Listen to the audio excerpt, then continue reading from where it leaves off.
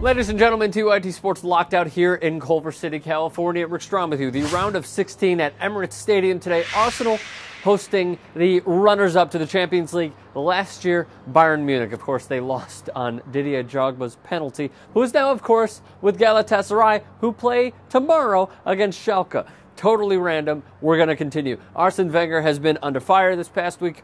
This is really the test. This is not necessarily the nail in the coffin on his tenure at Arsenal with the Gunners, but, however, this is his only way of winning any sort of hardware at all this year, is the Champions League. That's what his career has basically come down to in the year 2013. Now, before we get to our recap, we are not allowed to show goals and highlights because UEFA is basically going to put in a copyright strike on our channel. And you guys don't want that. We don't want that. So if you want to check out moving highlights, go to the link in the description below that I will put in when this video is posted. You can check that out right there. So now let's continue on with our recap. In the 7th minute, Bayern Munich came out firing, and here's what happened. Ribéry finds Thomas Muller on his right, sends in across at the edge of the area, and Kroos fires a half volley past Szczesny. Mertesacker, where art thou? Look again. Wonderfully struck from the 23-year-old German midfielder. He fired the ball into the ground, and yet it sailed right into goal. Really solid if you really look at it. 1-0 early for, well, the men from Allianz Arena. 21st minute. Arsenal have had problems defending corners this season. Bayern devises set play to the near post. It's Kroos' cross. Daniel Van Boyten strikes it well with his head. Solid save from Szczesny, but the rebound at point-blank range is fired into the top of goal from Thomas Muller as he's headed towards the pitch. His back is, at least. Fires it home. 2-0 Bayern Munich. Arsenal and their fans simply shell-shocked. They need a rally badly. They go into halftime trailing 2-0. Two huge away goals, especially, obviously, on aggregate. And the boos would rain down on the Gunners as they went into the locker rooms. Second half, however, a little bit of a different story. 55th minute, Arsenal amped up behind their home crowd and given a corner. Jack Wilshere, who was so fearless in this match, to take one of the more eye-rolling goals you'll see. Manuel Neuer comes off his line as the ball bounces in the box. Poor defending from Schweinsteiger and just Bayern as a whole, you could say. And the former Munich man, Lukas Podolski, who had a iffy 3-year spell at Bayern Munich, heads one into the back of the net. They cut the lead in half, 2-1. Okay, Gunners have a bit of momentum. Can they sustain it and get another goal? 77th minute, however. Robin, who came on in the 63rd, serves a nice through ball to Lahm down the right, takes his one-time touch straight across the goal mouth on the ground, and Mazurek, with a scorpion-like kick, floats it up in the air and winds up in goal. You can see the Bayern fans celebrating in the background to the left. 3-1 Bayern. That would be it.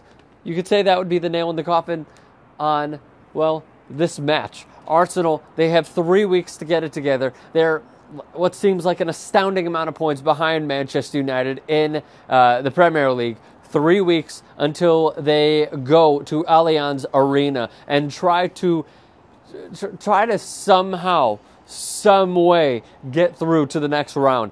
It is a tall task for the Gunners. However, of course, they will try to do it. So now, as we usually do to close out each segment, a few nuggets and tidbits. Firstly, let's start with this match. Manuel Neuer, prior to this match, had allowed 1 goal in his previous 8 matches. Pretty astounding. Theo Walcott played central striker in this match. The big moment, you could say, came in the 72nd. Olivier Giroud, of course, the man from Montpellier, who came over to Arsenal, was served up a quality ball from Theo Walcott. The best chance of the match, you could say, for Arsenal came right here.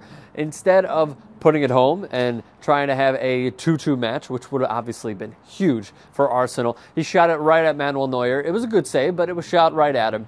A huge turning point, because obviously, as my dad would always say in hockey, next goal was huge. The next one was huge. It turned from a 2-2 match to a 3-1 killing from Bayern Munich. So that was, in my eyes, the biggest moment of the match. Now let's move on to Arsenal really quickly. It appears that they will not earn any hardware this year, as I stated previously. They lost the FA Cup to Blackburn at home, so then they were eliminated from the FA Cup. Now all the attention turns to Arsene Wenger, who has not had a good last, you could say, 7 days. Even the start of this week has been rough for him.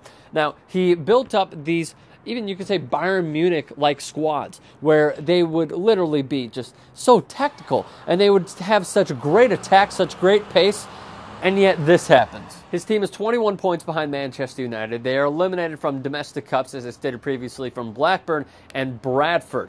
Now, again, he composed these great teams, and it is simply a fall from grace for the Arsenal manager. He started Thomas Muller at left back, Walcott up front, Ramsey, Wilshere, Arteta in midfield, Santi Cazorla, and Lukas Podolski on the wings.